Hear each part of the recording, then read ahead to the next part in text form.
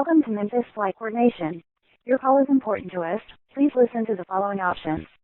To contact Indy Flight Coordination to close out Indy Flight. Hey everyone, Sarah here with Signals Everywhere, and today I wanted to show you Emarcope, an application I designed which takes the power of gyro and connects it directly to software-defined radios so that you don't have to pipe your data over a virtual audio cable. Let's go ahead and get started. The first thing I'm going to do is play back a WAV file. You can see if we hit this drop down, we have various sources you can use for your Inmarsat decoding shenanigans. You have everything from the RTL SDR to WAV files that are recorded in 8-bit IQ format, as well as the SDR++ server or hack RF. To get started, I'm going to go ahead and play back a previously recorded 8-bit IQ file or WAV file. Go ahead and press start, and you can see we're automatically going to loop through this recording, and we get a live update of the recording as well, so we can see how far through the recording we are. We also have a center label, so that way we can center the frequency exactly where it was recorded from. Makes it nice and easy to ensure that what you're looking at is accurate to the original IQ recording. So now that you have this running, the real question is, what can you do with it? So let's go ahead and zoom in on a set of signals here, and we just go into the FFT and scroll the wheel on your mouse here. And as we scroll in and out, you can see that that moves the waterfall and FFT around. And now we can drop some decoders onto the screen. So the first thing we're going to do is come over to this decode baud section. And I'm going to select 1200. And we're going to take a look at this signal right here. If we hold down the control key and then the left mouse button, you can see, hold down that control key and the left mouse button, and you can see that we get a red line drawn on the screen, which helps you place this directly into the center of the signal that you're looking to decode. Once you're ready, go ahead and continue holding the control key and let go of your left click, and that will drop a decoder onto the screen. You can see in the constellation that we're already getting a good signal here, and we have a lock on the left hand side, and now you can see that we have some signal units that are being populated into the table.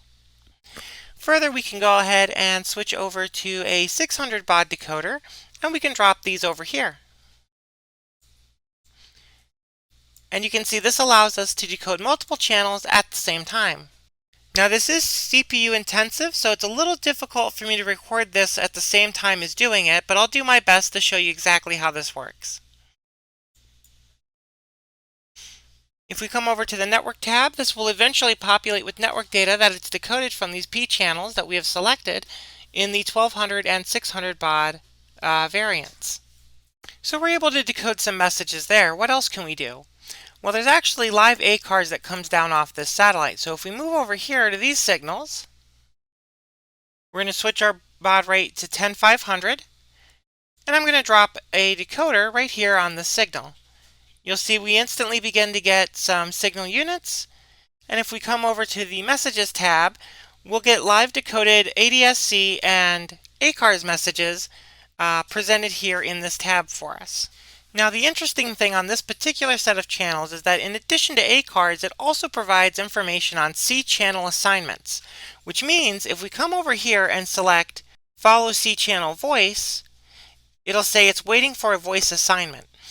And if we come to the C channel tab, if we get an assignment for C channel voice, that'll show up in here, and the SDR will automatically auto-tune over to that particular channel, play and record that voice for you, and then hop back over to the original signals you were listening to. With a single SDR, you're limited in only being able to listen to the C channel assignments on the P channels you're decoding. So for this reason, I've implemented an option for dual SDRs. If you come down here and enable the second SDR for voice follow, you can then set the frequency that voice will show up in as your parked frequency. And when you start the application, it will then have two waterfalls and FFTs. One on the right for voice follow, and one on the left for actually tracking those P channels that are going to show you where the C channels show up for voice decode. This way, you'll never miss any of the calls that are coming from the particular channels you're decoding. From this, I quickly learned that, in fact, it is very difficult to get all of the P channels in a decoding range at the same time to ensure that you never miss a call. So I implemented one more way to get voice calls into the system, and that is the call hunter.